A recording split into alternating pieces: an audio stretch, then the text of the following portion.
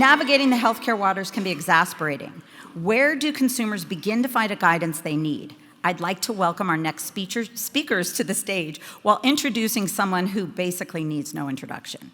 We are privileged to have Katie Couric moderate what I am confident will be a very provocative discussion. Thank you. Miss First. Nice to be here. Welcome. Before we get started, I have a major announcement to make. It's my birthday today. Thank you. And please. When I told my friends I was going to Las Vegas to celebrate my birthday, I don't think any of them imagined that it would be to be moderating a healthcare panel at CES. Having said that, I'm really excited to be here to join this esteemed group of panelists. And don't worry, I'm making my husband take me out for a fancy dinner tonight. So I'll be well taken care of. You know, I am thrilled to be here because healthcare is a topic that is very near and dear to my heart. Of course, in 1997, when my husband Jay was diagnosed with stage 4 metastatic colon cancer, it forced me to have to understand and navigate a very, very complicated healthcare system. And it took a village to help me do that. And of course, when my sister was later diagnosed with pancreatic cancer, our family went through the same thing. And I know many of you in this audience probably have experienced similar challenges and frustrations. I know we're going to talk to Maria about her personal experiences about that. But, you know, this was obviously in 1997, 98, later in 2000. And I think in 2020, healthcare is facing or navigating the healthcare system encompasses a lot of additional challenges because we've come a long way since, 1994 when Bryant Gumbel and I were trying to understand what the internet was. If you all missed that video, just Google it. It's very amusing when I'm trying to figure out the A sign. But fast forward 25 years, we're listening to music on Spotify. We connect with friends and undermine democracies on Facebook. We shop on Amazon. We find the best restaurants on Yelp. Everywhere you look, technology is helping us get the things we need. So it's no surprise that technology has the healthcare system in its sights as well. With all of the advances we've made through the years, why shouldn't we be able to find a doctor online as quickly as we can find a cat video on YouTube? So that's what digital navigation is all about. So I'm excited to tell you more about specifically how it's helping consumers now and will be helping them even more so in the future. So we've got a great panel to discuss that. First, Brenda Yang. She is the COO of Rally Health, and every time I talk to Brenda, I learn a ton. She's going to tell us what digital navigation means for healthcare and what the Rally digital platform specifically is doing for consumers. And speaking of consumers, Maria Menounos is here with us today. I'm coveting the feathers on her pants right now. She built her career in entertainment journalism, and like me, we have learned firsthand about trying to navigate the healthcare system in a very stressful situation, both for her mom, who was diagnosed with brain cancer 3 years ago, and for Maria herself, who had a benign brain tumor removed 2 years ago. And then there's one final but very important piece to this whole equation. If consumers are getting health benefits and digital navigation tools like Rally, they're often going to be doing that. For the most part, actually, totally through their employers. So Tom Ferraro is at the forefront of this whole revolution at MetLife. He helps choose the benefits his employees get, and one of those is Rally. So Tom will be telling us what digital navigation looks like from his perspective as an employer. So Maria, let me start with you. You know, you're a type A person like I am. Mm-hmm. You like to be in control. And tell us a bit about your experience navigating not only your mom's care, but some of the challenges you found for your own personal situation when you were confronted with these devastating diagnoses. Yeah, I mean, I had so many challenges. I've got them all written down here to remember them. I think I am type A, and I'm an educated woman. And, you know, navigating health insurance to me was like trying to read hieroglyphics. It's not something that comes easily to most people. You know, my mom was diagnosed with brain cancer, and I had to quickly figure out what her care was going to be. And she was diagnosed in Hartford, Connecticut. I had to fly from Los Angeles to Hartford and then figure out, well, I don't think this is the doctor. And furthermore, I can't really care for her back here because I need to keep working to pay for everything. So I need her on home court in Los Angeles. And so my thought was, let me get her to Los Angeles. Well, is she covered in Los Angeles? Is all these things that you have to start to think of that, you're in the most traumatic moment of your life and it's scary. And you want to do everything right. So it's like, is she bicoastal? Why are her prescription medications different prices in different places? And, who's actually managing these benefits? Who do you talk to? And so on top of it, there was so much paperwork. Every appointment you would go to see a second and third opinion, there was so much paperwork involved. And, you're, like I said, you're in kind of like a fight or flight shock moment. And I was lucky enough to have support. I had an assistant who, shifted from being an entertainment host assistant to like my medical assistant at that point, filling out all the paperwork and just saying, copy and paste this paperwork to this, basically. She's 54 or whatever, this is her birth date. And I also was lucky enough to have a cousin who worked in health insurance. And what was great about that is when I had problems navigating, she was able to help me decipher the hieroglyphics. And I don't know if I would have been able to do it without that. And most people don't have those two people. So then what happens? It's really scary and really difficult. And then for you, yourself, obviously, your own situation, that must have been a nightmare. Yeah and no, weird. It was 8 months later that I was diagnosed with a brain tumor as well. So definitely genetics scientists have told me it was like lightning striking. And so for me, having seen my mom already go through it, there was a sense of like, I get it. I know who's going to operate on me. I didn't have to go through the same things again. I knew Dr. Black at Cedars was the greatest neurosurgeon. I felt safe with him. The weird part was when I called his office and said, hey, I need to schedule an MRI. And they're like, for your mom, right? I'm like, nope, for me. And so I had a little bit of a roadmap. Yeah, because of your mom's experience. Because of my mom. And at that point, Cedars was absolutely incredible to us and saw that, we were definitely in a very challenging situation and helped make things a little easier, but that's not how it is for everybody. And I recognize that I have special privileges because of my place in this business and who I am. But that's what really pushes me to stay focused on health and working with Rally and working on my podcast so I can help people who aren't having an easy time and who don't have those privileges, because it is excruciating. And I mean, show of hands, who in here is dealing with a family member that's ill? Right? It's a lot of people, and it's not easy. So Brenda, I think in many ways Maria is kind of like, a really powerful example of somebody who had to kind of very quickly understand this complicated system, how sort of powerless you sometimes feel.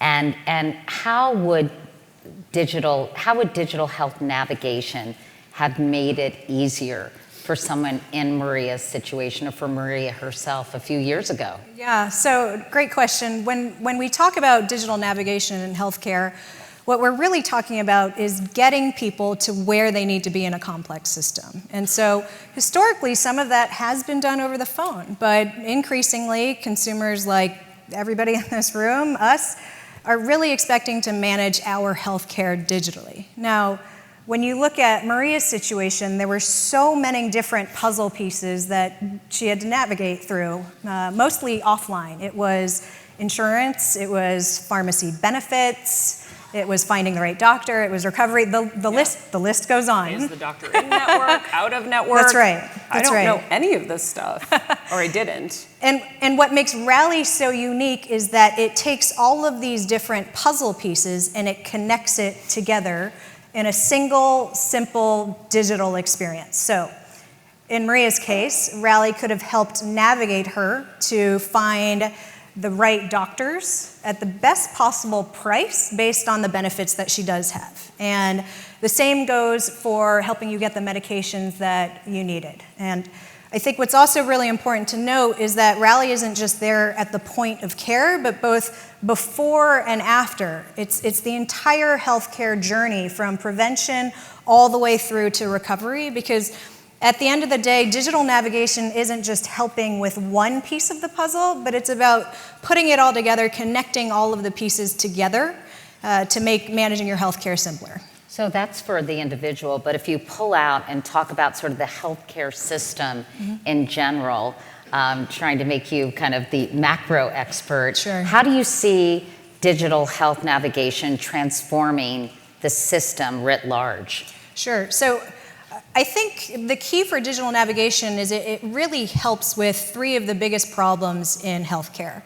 The first is high costs, the second is high complexity, and the third is low usage of the actual benefits that consumers do have. So let's start with the first one, high costs. It's all over the news, everyone talks about it, high costs in healthcare. And one stat is over the past 10 years, we've seen total out-of-pocket spending in healthcare increase by over 50%. Yet most Americans don't have enough savings to cover a $1,000 medical emergency. When you have high costs and you add on top of that high complexity, what we're talking about here in terms of complexity is most consumers don't know how to use the benefits that they do have to get the right treatment at the best possible price. And in fact, a recent study indicated that over a third of consumers incorrectly believe that if they were to go to an in-network provider, that would cost them more than going to an out-of-network provider. And I think lastly, digital navigation helps with helping people understand that there are a lot of different programs out there from a health and well-being perspective that can help them. So most employers offer a multitude of different health and well-being programs. Yet, if you ask any employer out there, one of their biggest challenges is getting people to actually use these programs, which if they don't use them, it represents wasted money and as well as a missed opportunity for a lot of folks to improve their health. Well, that's a great segue, actually, to Tom on the end there. Tom, obviously you're here to represent MetLife, and you're providing all these great benefits for your employees. But, why is it appealing, before we talk about usage and people actually taking advantage of all these great programs, as an employer, why is it appealing to you to offer employees these kinds of this digital navigation sort of option? So one, digital is just what people expect now. They demand it. And part of my job is to help people get healthier so they're more productive at work. And the other piece of my job is to manage costs. Brenda mentioned it. Health insurance is a major budget item for companies, right? It gets noticed by the CFO, and the trend on this is enormous. So we have to manage our costs. So how did we give information to people in the past? You'd set up a call center, you would have a lunch and learn maybe downstairs in conference room B, and people would go downstairs and hear what you had to offer so they could engage in it. But digital makes that so much simpler and personalized, because call center, lunch and learns, they're labor intensive, they're capital intensive, they're not personalized. So like an example, a few years ago, we put in a virtual weight loss program at MetLife, where people got a virtual nutritionalist and a virtual exercise specialist, and there was a Wi-Fi enabled scale, so you were connected with your network of people, your support group, and you can log on in a peer group and talk to your friends and people like yourself that said what worked for you to lose weight and what didn't work for you to lose weight. And what we found was 1,500 people joined the program last year, and they lost 5,500 pounds. Wow. That was a great result for us. And what did we really do? We connected them to on-demand, personalized information that they were able to use, and it worked out. And it wasn't as costly as trying to set up different meetings in different parts of our buildings and hope people showed up. Life gets in the way. So virtual and digital helps people stay engaged. And do you think those numbers will even grow? Those pounds will increase this year? I have my fingers crossed that that will be the case, because weight is the major culprit for so many different other conditions that if we can help people with that, you can really help bend your cost curve and lower your cost. And make them healthier and more productive. And I'm curious the feedback you got from your employees about offering this. I mean, they must have been pretty psyched to lose all that weight. There's always some complaints with everything, right? But they, Like what? What did they complain about? people want, a nutritionalist to come to their house. People have wild demands on what they want, right? But one of the things for me, I have to create one plan, one program that meets everyone's needs, right? People on this side of the health continuum that are relatively healthy, and people on this end of the continuum that aren't very healthy, right? So 90% of people generate 10% of the cost, and 10% of people generate 90% of the cost.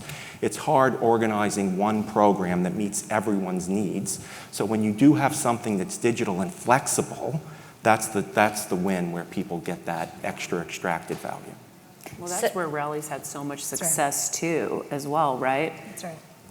In terms of impact and people taking advantage? Yeah, well, they offer preventative screening benefits, exactly right. and the weight loss program that you guys had was unbelievable. So That's exactly right. Well, I think that brings me to my next question. I mean, how do you make sure, it's one thing to have the tools, right? Mm-hmm. But as you said, getting people to use them can sometimes be challenging. So how do you measure and ensure that digital navigation is actually having an impact, a positive impact on people's lives? That's right. So I think we're beginning to see some real stats that show how digital navigation is really making an impact on people's lives.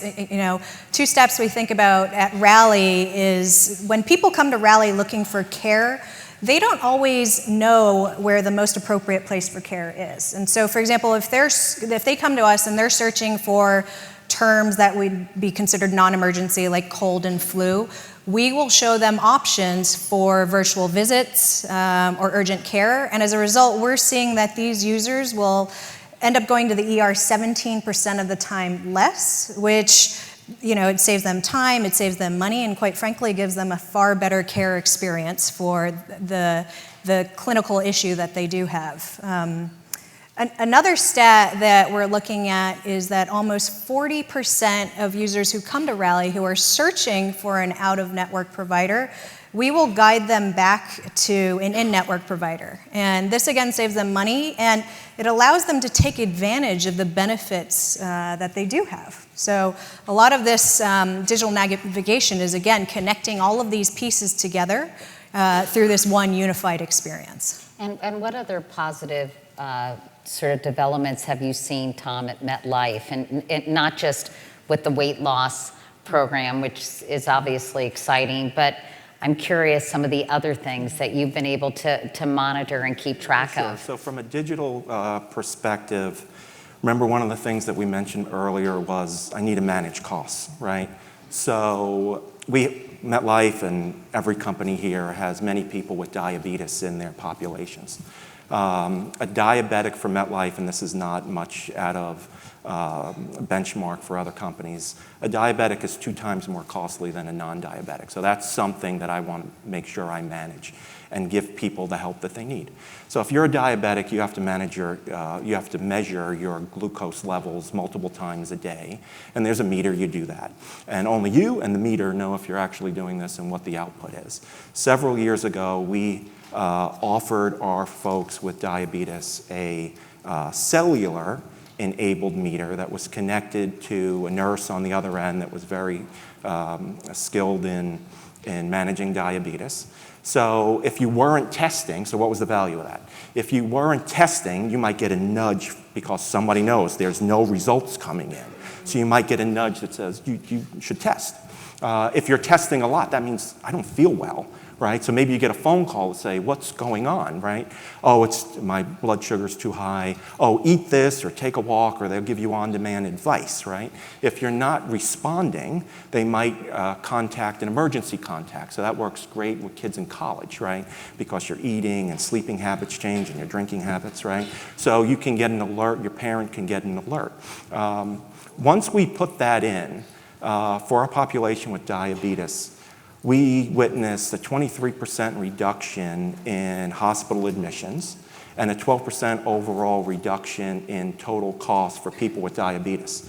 Those are numbers that get my attention, and you gave people a better experience, right? You gave them help. So what did I really do?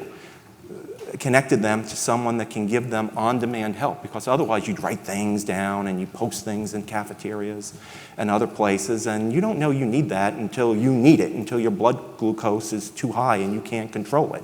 So if someone is going to call you and give you that advice, that's the win.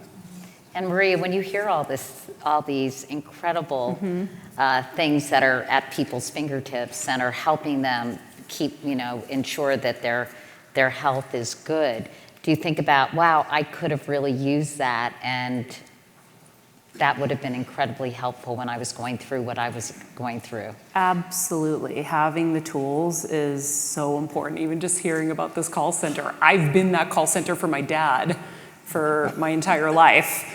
And it's been a very stressful job because he's type 1 diabetic. But yeah, I think even hearing that there's virtual appointments when you're as busy as we all are nowadays and you've got a cold and you just need like a Z-Pak or something, wouldn't it be great to just have a virtual appointment? Yes. And I also know for me, again, didn't know how to handle my insurance. I had great insurance in the entertainment industry. Never had a primary care physician until I thought I had an ear infection, which turned out to be a brain tumor. So it took me that first appointment with this total stranger to start spitting out all of these symptoms and saying, oh, I know you're gonna think I'm crazy, but I think I have a brain tumor like my mom. And he was wonderful and said, let's get an MRI and see. So having something to make it easier, we all have iPhones now. We're all used to digital and having things be super fluid and easy, and we need that help. And not to mention the stress reduction, as we're learning more about sort of the mind-body connection and how stress and cortisol and all sorts of things increase sort of your risk of all kinds of ailments and health-related issues. To have that stress reduction, I think, shouldn't be overlooked. When it comes to the future of digital navigation, Tom, from your perspective, I'm sure there are a lot of untapped opportunities at MetLife. What are you hoping you'll be able to provide your employees in the future that you still can't as of yet? So I would say definitely more artificial intelligence. Like in that example of you didn't have a primary care physician, there's a system somewhere that knows that there's a blank space next to Maria's name, right? So one lazy Friday afternoon, it would be great to get a text message to say, I see you don't have a primary care. Here's 5 in your area. Would you like me to, start a relationship for you, with that person so he's there when you need it? So things that nudge and prompt you would be great. More telemedicine for sure. Everyone's busy. Things that connect. Everyone has a Fitbit or an Apple or a Garmin. Things that just, and this is one of the things I love about Rally, because it just accepts all those things. You don't buy anything, because that's a deterrent for people when they say, okay, I'm ready. Because it takes a while for people to say, I'm ready to change my behavior, I'm ready to change my health. And sometimes I want to do that, and then I have to invest $150 in a whatever device. So I really want to use mine, because all my information's there. So you need something that is connected to the things that you already like, so it's easy. It's easy for you. Yeah. What else, Maria, are you excited about when you think about this whole area of digital health? Not only for you, but for other people who you mentioned may not have the means you do, may not have the support system or the network of people you can call. We're lucky, because we're very plugged in, but for a lot of people, it's really kind of feeling like you're on an island and have no idea how to even begin? Yeah, I think for me that, having a platform, like for example, at UCLA, I am able to message with my doctor. It's not the most beautiful interface, right? We're not talking Apple here, but I can communicate with him and get my needs met, and it's actually making me more responsible with my health.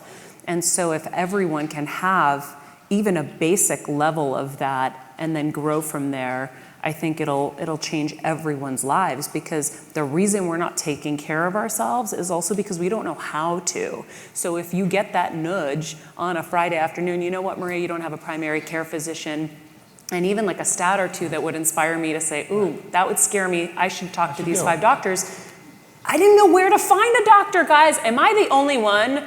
Because I'm feeling a little stupid right now. I didn't know how to find a doctor. I only knew how to go word of mouth, and some of those didn't work out. And so I never ended up with one. And it took a major crisis for me to find somebody. And I still don't know how I would go about it, to be honest. Rally is there for the people that have it as a part of their, their company's health insurance plan. And it's such a gift to have a company that makes it easy for you. And, health is the most important thing. And until it's gone, we don't realize it and we don't focus on it. So as much as we can take it a little bit more seriously, and that's why I have my mic. That's why I have my podcast every Monday, because I want people to start thinking of these things and looking at it more seriously. Because it can happen so quick. We're all so stressed. We're so overly inundated, and we don't even recognize the signs. Like our cars make noises. We rush it to the mechanic. Our bodies make a noise, and we're like, shh, I'm busy. I don't have time for you. And I did it all the time, guys. And I was proud of being a workaholic, and that I could step up and, go to work sick. No, it's stupid. So my hope is that this will help people to take control of their health and focus on it more, because it will be easier to do it. What about you, Brenda? I think that if we were to look back 5 years ago, I think most folks in this room wouldn't have naturally considered managing their health care via digital resource. But I think today, we've talked about it this morning, is that the expectation from the vast majority of folks is that you're going to be able to interact with your healthcare digitally. You're going to be able to engage with it. You're going to be able to manage your healthcare digitally. And I think that this movement around digital navigation in healthcare has done wonders and is at a great starting point for helping with basic medical care. And I think as we look to the future, you're really going to see it take on more complex care conditions, those that might include specialists or mental health, pharmacy, vision, and just a wider range of services. And how can you get people more motivated? As you said, that was one of the issues, to get people to take advantage of these things. Is there anything that's been successful for Rally to really say, this is here for you, you need to use it?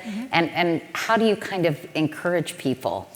So I think that in healthcare, a lot of times people say, what's that silver bullet that gets people to do the right thing to get healthy and stay healthy and focus on that prevention aspect. And I think at the end of the day, it's literally a combination of different actions and different tactics that you're taking, not only from the Rally perspective, but with all of the partners and employers that we do work with. It's definitely a collective effort. I think that Maria mentioned earlier that a lot of times you don't think about your health until it's almost too late. And so we focus a lot of our energy on that prevention aspect as well, encouraging people and highlighting the importance of getting healthy and giving them the tools to do that. And when they need to interact with the healthcare system, we're also there to provide that information to them. Yeah, have you found a silver bullet, Tom? Or is it what has been super effective for you and your employees? You have to attack this from all different angles, but sometimes it's the little things that motivate people and send people. So large plan sponsors like myself incent people with dollars to offset premiums and other things if you do healthy activities, and that wins. But one of the things Rally does is they give out coins for your activities. If you work on, pick something you're trying to work on, drinking less or sleeping more or eating better or what have you, you get these coins. And when I first heard about it, I was like, coins, okay. It's not, it's not actual cash, but we'll see. It's such a proud thing for people to say, I have 2,000 coins, I have X number of coins. I personally have 500,000 coins. Do I get anything for that? Well, you do. People do, though, right? But that's a proud thing for people to say, I have more coins than you, right? So that's a motivating Can't factor they to redeem them keep for people. something? So I'll let Brenda talk about what you can redeem Because them I was for. like, coins are great, but come on. Yeah, Can we use it at the there's blackjack definitely lots of different options, donations, auctions. Healthcare memberships. That's right. So a lot of financial benefits, but, that badge of honor, that badge of, is definitely a strong motivator as well. Well, it's I think, for someone who's paid attention to healthcare for the last 20 plus years, as I mentioned, because of my husband and my sister and other family members, I think this is such an exciting field, this digital healthcare revolution that we're witnessing, and obviously we're only at the beginning. It's been it's interesting to me that the healthcare system was sort of one of the last industries to really be disrupted by technology. I'll just throw this out there because we have about 30 seconds left. Why do you think that is? Why do you think it was a little bit slow to the table, if you will? So, I think there's a lot, everyone in this room knows there's a lot of complexity in it, and I think the way that we look at it from a Rally perspective is, we're not necessarily here to disrupt the entire industry. We're here to work within it, to drive innovation with the partners and the different players within healthcare. So, Also leading by example. that's right. Yeah. So. Tom, Maria, and Brenda, thank leave you it to the guys so experts. much, and thank you all for coming. Thank you, Katie.